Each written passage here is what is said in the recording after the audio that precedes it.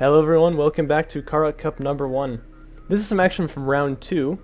The map, of course, for every round is going to be the same for every match. So in round 2, the map is Canyon Outpost. And our two contestants today are going to be Claw as the Galzian and Garmilator as the Coalition. Both these players won round 1, which I assume is why they were paired together. Claw, of course, won that game through some missed micros from Frolics and some good micros from himself using those sand skimmers. So we'll see if he can, bring that to the table in this game as well. Garmilator, meanwhile, steamrolled me with some LAVs, and I still feel a bit salty about it. So spawning in the south here, it's going to be Garmilator. Once again, going for salvagers on CUs, which is kind of interesting. Most people don't do that these days.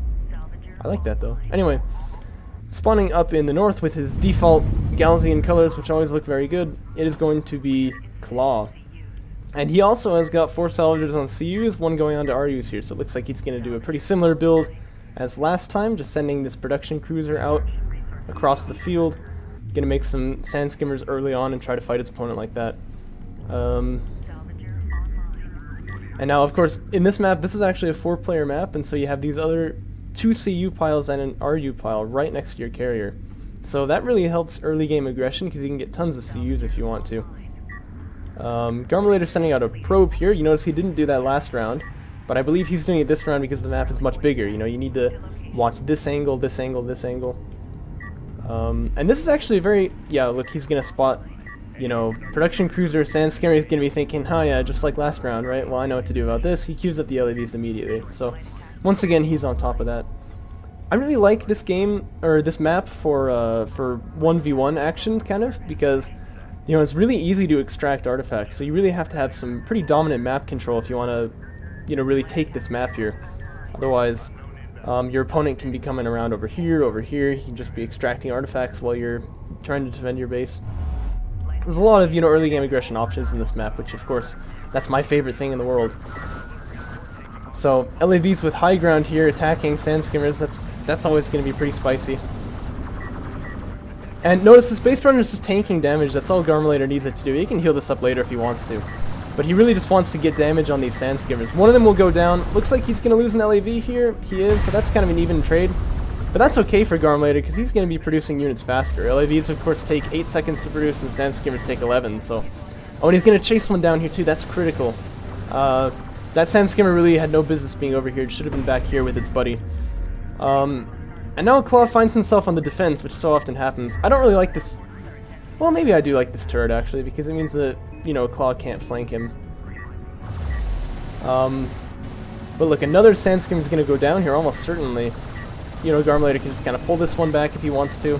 He really should. Yeah, he should have done that earlier, but it's okay, because he's going to get 2 kills for 1 here. And he can just kite these sand skimmers all day. This guy should really be pulled back as well. But now look at this, Claw finding himself in a similar position to where I found myself last round. These LAVs just beating the sand skimmers. And it really sometimes feels like there's nothing to do about it. But Frolic can just continue producing these, no reason to do anything else really. I do like how how Claw is getting an artifact out. Remember we talked about this. This map is very big, you can get artifacts out much more easily. That's going to be crucial as we come into a fight near his carrier and he's going to have 3 power reserves. And notice he's put it on range. This is very good. You want it on range so that you can zone these LAVs out as far as possible. But Garmilator smells blood. He's going to go for this little expansion here. Definitely just going to... I like the demo mine, but I really feel like it doesn't do much. Anyway. But look, he's killed 1 salvager already. At any rate, he's definitely going to hold people off of this expansion. They definitely cannot be here anymore. 2 salvagers go down. That's actually really good. Claw has gotten armor level 1 on a sand skimmer, but this guy just kind of charging out there to his death. Really would have been better if you'd kept him back here with his carrier. He's actually got sand skimmer rating too, so the upgrade's definitely now favoring Claw. But of course the numbers, as we can see, are favoring Garmilator. He's got quite a few of these. Once again, this carrier is kind of migrating a bit here. I'm not sure why he's doing that. Probably just a misclick. But the score is going to be 1-0 for Claw. However, Garmilator coming in here, I'm sure he's about to put down a turret, and that's going to be really deadly. because those turrets, you know, they're really powerful. I think he wants to put it outside the range of the carrier, of course, which is on 2 range. Once again, this is very good. You can kind of chase, you know, shoot down opponents who are very far away. Turret goes down right here, which is in range of the carrier. Oh, and look at the mines! Nicely done. I actually really like that. So I'm gonna say that was well done, because that cost, what, 200 CUs for his opponent's 250. Well done. That's actually really spicy. I like that. Anyway, he's targeting the base runner. That's not good, obviously. And these guys are running in. I don't like this because, you know, he can kill this base runner, but like he's gonna lose his army again. I don't see the advantage here. Pretty soon these LAVs are just gonna reach critical mass. And this turret here, trying to zone off this base runner, but well, I mean, if the base runner stands still there, it'll work. Anyway. Really, he could move this out here, and that would be really good for him. Please, do it. Oh, you're just getting shot at. Move, go, go, go, go. Just click on the extraction zone. Oh, dear. Oh, well, that turret does end up paying dividends, as we can see. That's really unfortunate. That's really unfortunate, because, you know, if Claw had just kind of taken the Space Burner and put it right over there, he would have had now, you know, 2 range and 1 weapon and 1 carrier engines, you know, and that's actually a pretty powerful looking carrier right there. And then he can research Power Reserve 1 and get, you know, 2 in weapons as well. Really be helpful for zoning out these LAVs. That's actually quite unfortunate right there. Right, well, I was originally thinking this game was basically over, but Claw's actually holding this quite well, I think, in part due to the fact that he just totally ganked out this turret. That was super nice. He's not dead yet. Definitely he's behind in economy. And there's a support cruiser coming out here, so he's going to be very behind in economy pretty soon. And look, Garmilator's just moving his carrier in. Wow. I think he just wants to kill him off with his carrier, and he's researched Power Reserve 1. Certainly he's going to be getting some artifacts out now. That seems to be his strategy then, it's just kill him with my carrier if I can't kill him with my LAVs. That's pretty cool. It's pretty cruel, too.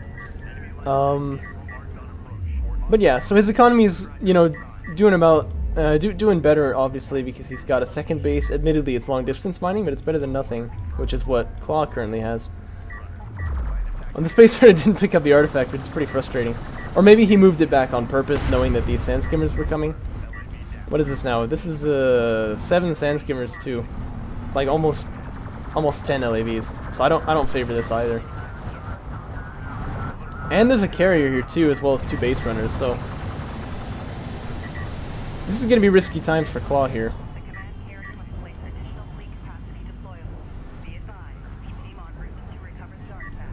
One interesting little note about this map, by the way, it really doesn't look like it should be so... Oh, this is nice. Claw's just going to grab this artifact purely so that his opponent cannot grab it, and that's actually really important. So I'd say that was actually a good investment of 250 CUs there. Or 150, or whatever a base runner costs. I can't think of it right now. But this is not a fight that Claw can take. He's got to pull back here. I think they traded 2 for 2, which is good. But if that fight had gone on any longer, that would have started getting bad. Although these are fully upgraded sand skimmers now, and Garmilator has no upgrades on his sand skimmers except for the assault pack, which he's gotten. So that's not bad, actually. You know, that gives some advantage to Claw here. If he can get on top of these LAVs, he should be, you know, putting out quite a lot more damage than them. But that's tricky, of course, because using that, you know, boost ability, they actually outrun the sand skimmers.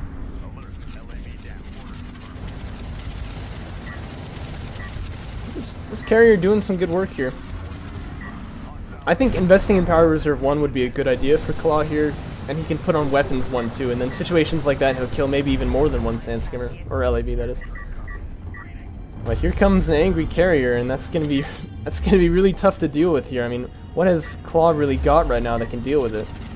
Picking a base runner, really he needs like assault ships or something that can push these LAVs off. But oh yeah, look at that, assault ships. That's a good move there. But Garmilator's kind of on top of it. He's already making railguns, which is, you know, exactly what you would need to sort of close this out. And he's extracted an artifact, so he's got 4 power in this carrier. Look, he's put it... No, he's got 5. He got Power Reserve 2 now. And he's put it all into repair systems. Which is pretty cool, I think, because it means that you know, the Galzian big advantage that their units auto-heal is basically negated. Like, hey, look, my units auto-heal too. Now he's putting in weapons and range. He's just going to kind of zone this army off of its own base. And what is the response here? I mean, what can Claw even really do about this? You know, these railguns up on the hill, just kind of shooting things down. We got a big old carrier here to negate any, you know, armored units that Claw makes. It's just, what is Claw going to do about this? All of these sand skimmers are going to go down here, despite having, you know, pretty clear upgrade lead. I think it's got a lot to do with the fact that, you know, there's a 2-power, 2-range carrier sitting on top of them. This base runner here just being used purely to heal the carrier, but it goes down. And now there's 4 railguns. Targeting salvagers like they like to do. You should just kind of click on the carrier there, obviously, but this is a done deal, you know. Claw's making interceptors. I like this choice, actually. He can come over and take out some of these railguns, you know, which is what he's gonna. Well, yeah, that's a mistake right there. Although LAVs can take out interceptors, as you can see, and they go down right here, or at least one of them does. Smash them way off the field. I like these interceptors. This is a good choice here, but it's just not going to be enough. As you know, Claw, he doesn't have anything to hold off railguns and LAVs and a carrier. There's nothing he can do at this point. On top of this, you know, look at Garmilator's field control. He's got 3 base runners to extract artifacts. This has got to be game. There's really nothing left for it.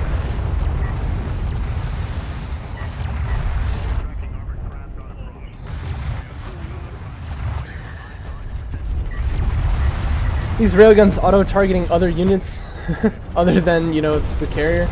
It's very annoying. This will happen to you in game. You have to always be selecting and telling them to attack the carrier again, or else you'll find that they're just randomly targeting like salvagers or whatever. But that is going to be game. And Garmilator now up 2-0 in this game. Just completely dominant lead. I mean, it looked like he was in control the entire time, you know. You know, Claw came in with some early aggression. It looked pretty good, honestly, but it just kind of got pushed off by those LAVs. I think Galzian players kind of are underestimating LAVs, including myself. They just beat you if you know, even if you're on top of them, if you have even numbers. So I think when your opponent starts making LAVs the moment that he sees your sand skimmers, you basically just have to move back and just kind of play a macro style and just sort of, you know, prepare for his LAV blob that he's going to send after you, which you can do if you have time. But if you're kind of still dedicated to the sand skimmer versus LAV war, I feel like you're always going to come out on bottom.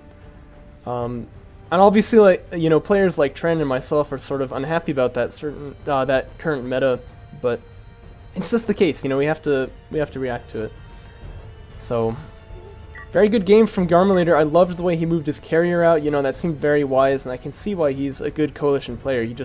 He knew what to do in every instance, so that when his carrier got down to the enemy, he had railguns coming out. He had, you know, 3 base runners taking artifacts. His timing is basically just perfect there. So that is the first match from round 2.